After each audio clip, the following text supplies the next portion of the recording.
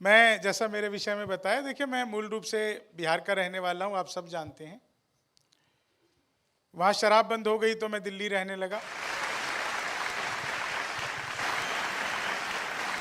फिर जब से मैं दिल्ली रहने लगा तब से दिल्ली वाले बंद होने लगे, वो भी शराब में ही बंद हो रहे थे। तो आज जो एक घटना मेरे साथ गुप्ता जी घटी, वो घटना आपको बताता हूं। आशुतोष भाई बहुत अच्छा संचालन करते हैं आप, और इतनी बढ़िया शानदार घटना घटी, आप सबको मजा आ जाएगा। मंच के लिए भी बिल्कुल नई बात है। मैं जब इस कार्यक्रम के लिए आया, इतना बढ़िया हॉल, सारी व्यवस्था अच्छी, समय से बहुत पहले आ गए थे, तो तब तक पब्लिक आई नहीं थी। मैंने सोचा बोर हो रहे हैं, चलो बाहर चल के थोड़ा चाय वगैरह पिया जाए। तो यहाँ से निकल करके मैं गया बाहर, एक दुकान है चाय की, मैं वहाँ पे चाय पीने लगा। बिल्कुल सच्ची घटना बता रहा हूँ। मैं जैसे ही चाय पीने लगा तो एक कुत्ता आ गया। अब मेरे भीतर दया जगी, मैंने कहा ये कुत्ता आया है, इसको कुछ देना पड़ेगा। मैंने चाय वाले से कहा एक बिस्कुट का पैकेट दो। उसने मुझे बिस्कुट का पैकेट दिया। मैंने उस पैकेट को खोला, एक बिस्कुट निकाला और कुत्ते की तरफ फेंका। इतनी ही दया जगी थी। तो एक बिस्कुट निकाला, कुत्ते की तरफ फेंका। कुत्ते ने यूं लपका और लपकते ही अलट पलट अलट पलट अलट पलट अलट पलट 1 मिनट में 12 बार पलटी मारी, नीतीश कुमार से भी ज्यादा 12 बार पलटी मारी। मैं घबरा गया। मैंने सोचा यार क्या हो गया इसको। मैंने तुरंत ही चाय वाले को पकड़ लिया। मैंने कहा क्या मिला दिया तूने बिस्कुट में? ये तो अच्छा हुआ मैंने पहले नहीं खाया, नहीं तो मैं भी पलटी मार रहा होता। वाह। तो चाय वाले का जवाब सुनना और आप सबको आनंद आ जाएगा। चाय वाले से मैंने कहा क्या मिला दिया तूने बिस्कुट में? ये तो अच्छा हुआ कि मैंने पहले नहीं खाया, नहीं तो मैं भी ऐसे ही पलटी मार रहा होता। तो चाय वाला बोला बाबूजी मुझे मत डांटिए, बिस्कुट पतंजलि का है। खाते ही कुत्ता अनुलोम विलोम कपाल भाती सूर्य नमस्कार प्राणायाम सब कुछ एक साथ करने लगा है। तो मामला बिल्कुल ही अद्भुत है। क्या बात है। देश अपना बहुत अद्भुत है। यहाँ पर तो आप लोग साहित्य के सृजक हैं, अध्यापक लोग हैं। अध्यापकों को तो मैं स्कूल टाइम से भी दूर से प्रणाम करता था। पास जाने की हिम्मत तब भी नहीं होती थी। अभी भी आप लोगों को मैं दूर से प्रणाम करता हूँ। लेकिन मैं एक घटना आपको और बताता हूँ।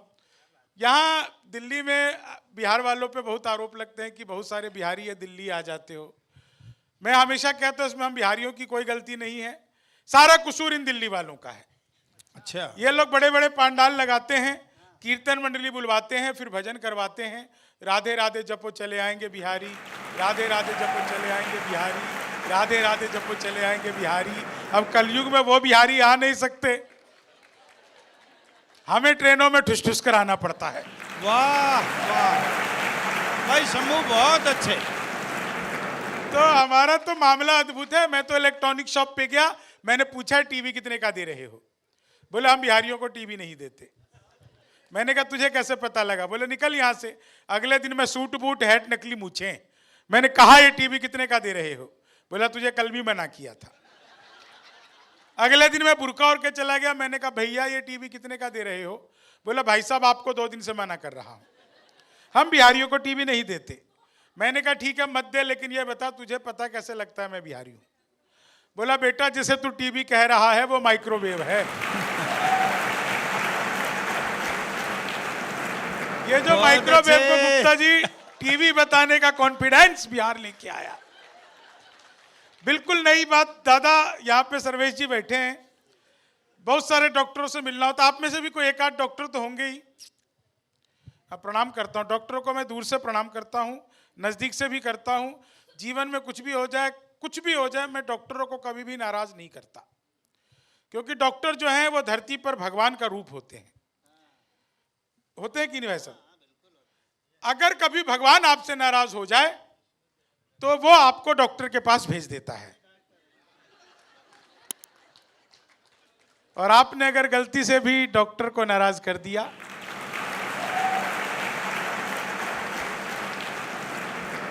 तो आपका भगवान के पास जाना तय है। तो एक डॉक्टर भाई साहब ऑपरेशन थिएटर में घुसा, विष्णु जी, एक डॉक्टर ऑपरेशन थिएटर में घुसा, मरीज लेटा हुआ है, मरीज को देखते ही डॉक्टर ने कहा, पांडे घबराओ मत। इतना सुनते ही मरीज उठकर बैठ गया। ऑपरेशन थिएटर में मरीज उठकर बैठ गया।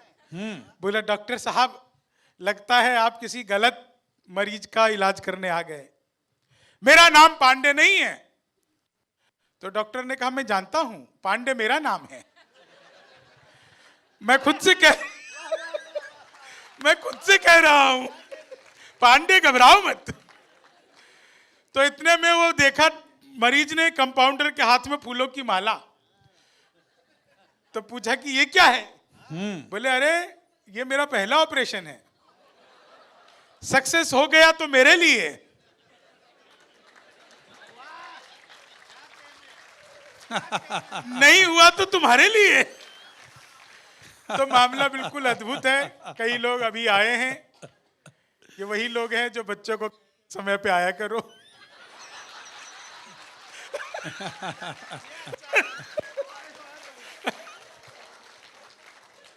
हाँ, है ना भाई साहब?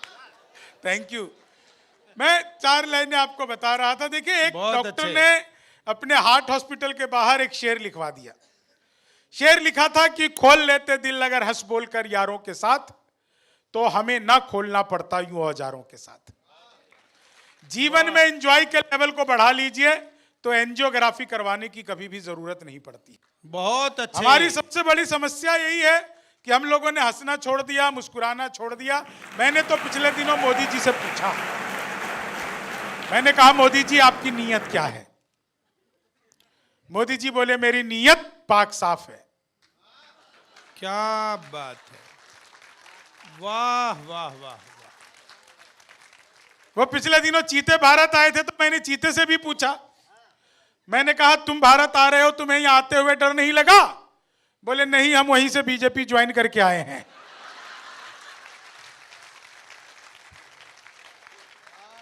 एक आदमी मिला, बोला, यार ये मोदी जब से आया है देश 500 साल पीछे चला गया।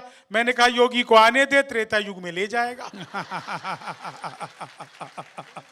एक बार तो गुप्ता जी मैंने अपनी सगी पत्नी से पूछा, सगी पत्नी से पूछनी पड़ती है, मैंने एक बार अपनी सगी पत्नी से पूछा, मैंने कहा, क्या मैं तुम्हारे सपनों में आता हूं?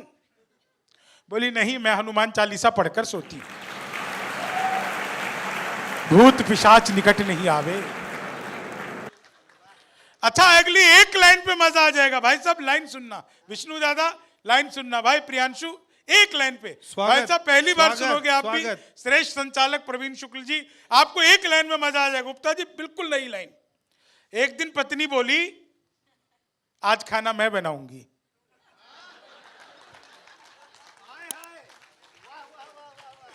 मैंने कहा, धन्य हो गए, जो सबसे अच्छा आता है बना ले। भाई साहब मुंह बनाकर आ गई। हाँ, लेकिन उसने बनाई पनीर की सब्जी। मैंने उसमें पनीर ढूंढा, कहीं नहीं था। मैंने कहा, ये कैसा पनीर बना दिया तूने? बोली, खोया पनीर। मेरा एक आंसू गिरा, उसी में टपका। मैंने कहा, ये रोया पनीर हो गया। मामला बिल्कुल अद्भुत होता है। महिलाएं हंस रही हैं, बहुत अच्छा लग रहा है। एक रिक्वेस्ट करना चाहता हूं, घर पर भी ऐसी रहा करो।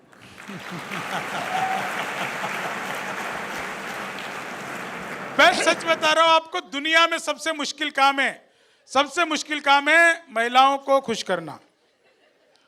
1000 तरीके अपना लो, आप महिलाओं को खुश नहीं कर सकते।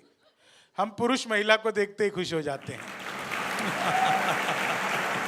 हमारा कोई तरीका ही नहीं।